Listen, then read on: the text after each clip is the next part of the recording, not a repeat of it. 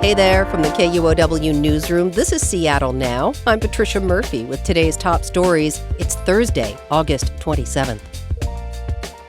An effort to remove Seattle's mayor from office will not move forward, and the very people who started the recall effort are the ones who stopped it. Scott Greenstone reports. Melinda Jacobson and Dale Osterud, two married Seattle residents, got a King County Superior Court judge to withdraw their recall petition against Mayor Katie Wilson. Jacobson spoke to media after. It's not over. She said she had trouble finding a lawyer but has retained one now. She wouldn't confirm when KUOW asked if she planned to rewrite and resubmit the petition. The first petition accused Wilson of, quote, misfeasance over public safety. If the court had allowed, supporters could have started gathering signatures to potentially trigger a recall election. But an expert told KUOW the petition lacked legal substance. A lawyer for the mayor said the petition wasted government resources, and the mayor could ask her lawyers to seek sanctions against the couple if they file another, quote, frivolous petition. Scott Greenstone, KUOW News. The Seattle Teachers Union voted last night to authorize a strike if they're unable to negotiate a new contract with Seattle Public Schools by the first day of school. Noelle Gasca has more.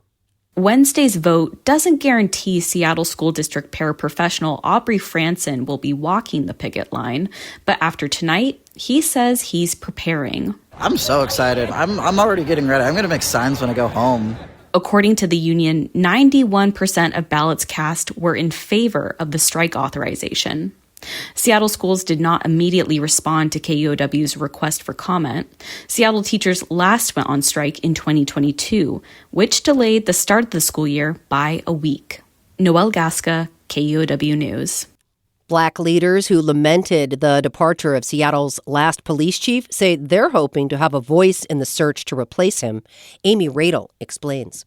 Seattle Mayor Katie Wilson is in the process of appointing an advisory committee to vet applicants for the city's next police chief. Some Black clergy and community leaders opposed Wilson's decision to dismiss the previous chief, Sean Barnes. Bishop Reggie Witherspoon is senior pastor at Mount Calvary Christian Center. He says he's meeting with Wilson and will urge her to appoint a diverse hiring committee. I would just ask her to be willing to have more diverse people around the table who can give her good counsel. I'm not sure what her team looks like. Witherspoon says he has a positive impression of interim chief Andre Sales, but Barnes's departure still means starting over with relationships. Wilson hopes to announce her pick for the next police chief in January. Amy Radel, KUOW News.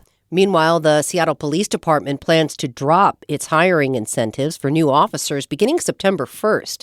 This as the city faces a budget deficit of $175 million next year. The city started offering entry-level officers $7,500 upon their hiring back in 2022. Officers who transferred from other departments received up to $30,000. That's after a record number of officers left the department starting in 2020. King 5 reports anyone in the hiring pipeline will still be eligible for the incentives. State wildlife officials say the dead whale that was pushed into the port of Tacoma on Monday has been given a necropsy. More from KNKX reporter Bellamy Palethorpe. The animal was identified as a 67-foot-long adult female fin whale. It was first spotted on the bow of an evergreen container vessel that had traveled to Tacoma from China. Based on the necropsy findings, responders believe the whale was alive when struck by that vessel. Fin whales are endangered species, listed federally. The remains of the whale will be left at the site on McNeil Island to naturally decompose. NOAA Fisheries says it will continue to gather information about this vessel strike, and it'll review the experts' findings for further insights on how to reduce future risks to whales. I'm Bellamy Palethorpe reporting. A defunct pulp mill near Aberdeen is now in the hands of the Environmental Protection Agency. Earlier this month, EPA personnel began taking action at Cosmo Specialty Fiber. The State Department of Ecology remains in charge of the site, but called in the EPA to help clean up 700,000 gallons of acidic red liquor and other waste left behind by the current owner. The mill shut down in 2022. Allison Myers with Ecology says since then it's continued to deteriorate. It no longer has power. It no longer has water. That means that there's no active fire suppression system on the site. There's not full-time staff or security, so, the maintenance tasks aren't being done. She says the lack of security also allowed some vandalism on site, leading to additional spills. The EPA plans to work through the end of the year. After that, Ecology will deal with oil removal, and the state will develop a long-term cleanup plan.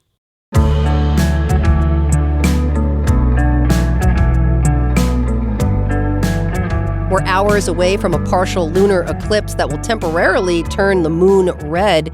It will be the deepest lunar eclipse until 2028, according to skywatchers at space.com. But the clouds may spoil things for Seattle, with overcast skies predicted tonight. The eclipse will start around 6:23 p.m. Pacific time and end at midnight.